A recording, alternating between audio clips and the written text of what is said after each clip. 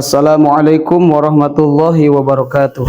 Alhamdulillah wassalatu wassalamu ala Rasulillah Sayyidina Muhammad ibn Abdillah wa ala alihi wa sahbihi wa man tabi'ahu illa yaumil qiyamah.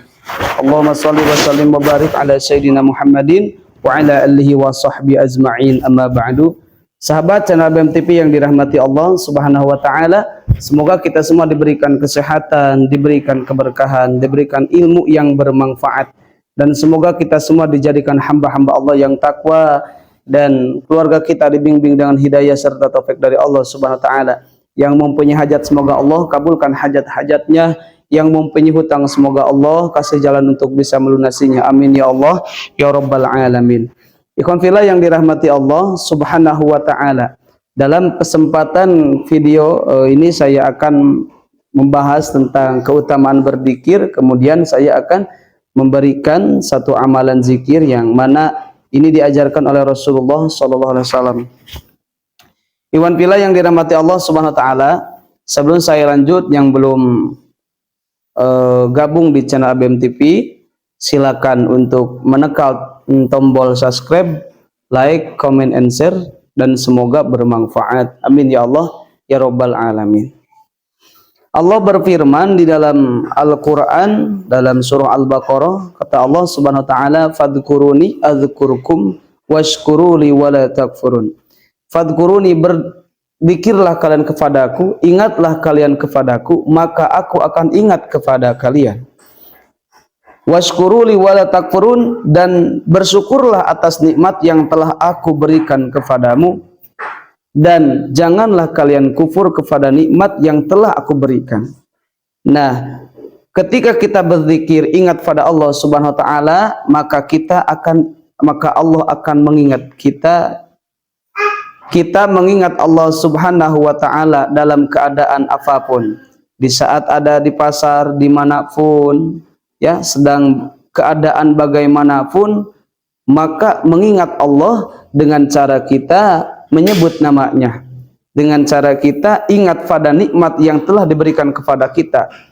Nah, maka ketika kita ingat dalam setiap hal kepada Allah Subhanahu wa taala, ingat di saat kita sedang kesusahan, sedang apapun, entah di dunia ataupun di akhirat, Allah akan ingat pada kita.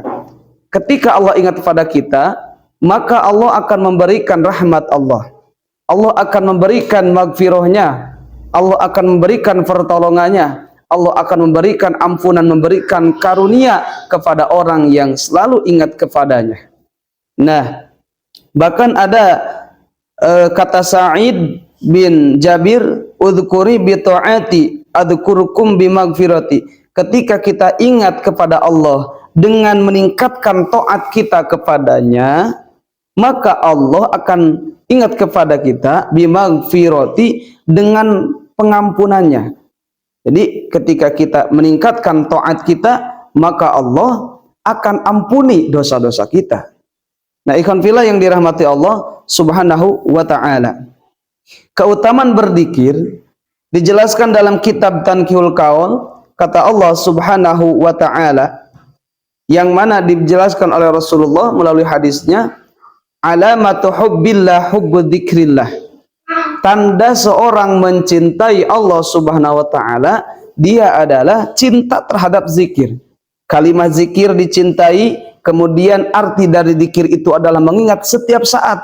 Dia selalu mengingat kepada Allah Subhanahu wa taala. Itu adalah tanda dia cinta kepada Allah Subhanahu wa taala. Wa alamatu bugdillahi bugdu dzikrillah. Dan tanda orang yang benci terhadap Allah, orang yang tidak berzikir. Jadi secara tidak langsung, orang yang tidak berzikir kepada Allah, dia adalah orang yang benci terhadap Allah Subhanahu wa taala. Nauzubillahi min dzalik. Ketika kita tidak ingat pada Allah, maka jangan salahkan Allah, salahkan saja diri kita. Maka ketika kita sedang dalam keadaan terpuruk, Allah tidak akan menolong. Ketika kita di dunia, di akhirat, Allah tidak akan menolong. Karena apa? Karena kita lupa kepada Allah Subhanahu wa taala, yaitu tidak ingat kepada Allah Subhanahu wa taala. Maka tingkatkanlah zikirmu kepada Allah, maka jangan kau pikirkan urusan kehidupan dunia dan akhirat, karena Allah yang akan mengaturnya. Ikhwan fillah yang dirahmati Allah Subhanahu wa taala, bahkan dijelaskan kata Rasulullah SAW, dikrullahi ta'ala bilogodati wal asyi afdalu min dorabis suyufi fi sabilillah. Berzikir kepada Allah di waktu pagi hari dan di waktu sore hari lebih utama daripada kita memegang pedang untuk memukul musuh Allah di jalan Allah, yaitu berperang.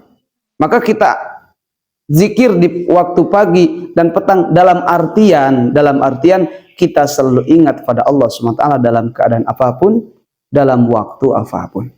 Nah, ikhwan fillah yang dirahmati Allah Subhanahu wa taala. Di sini ada zikir, yang mana zikir ini dijelaskan di dalam kitab Al-Azkar, di dalam kitab Ibnu Sina.